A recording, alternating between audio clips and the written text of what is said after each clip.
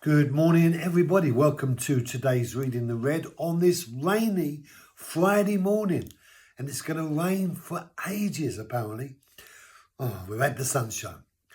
Mark chapter 2 and verse 27. Jesus said to them, "The Sabbath was made for man and not man for the Sabbath."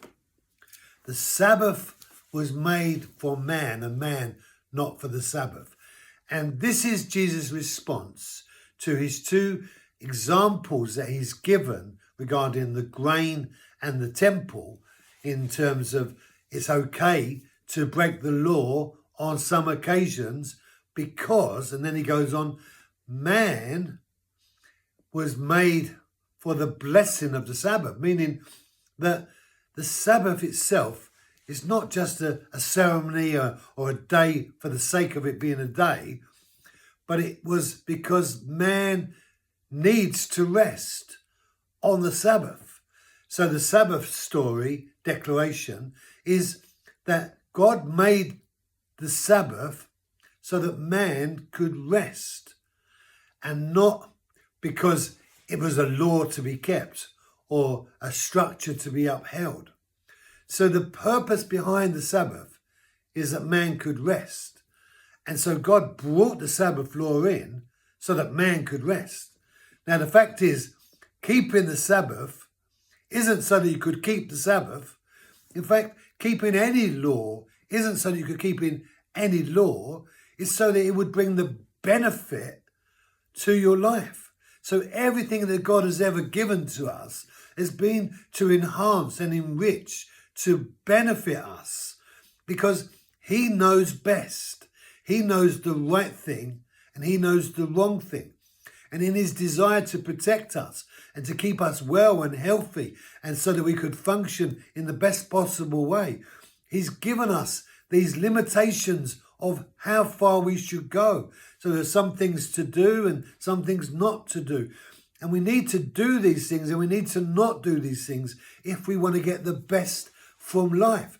And the Sabbath law was just another example of one of those best things that God has given to us in order to be able to get the best out of our lives, because Sabbath was made to bring rest to man.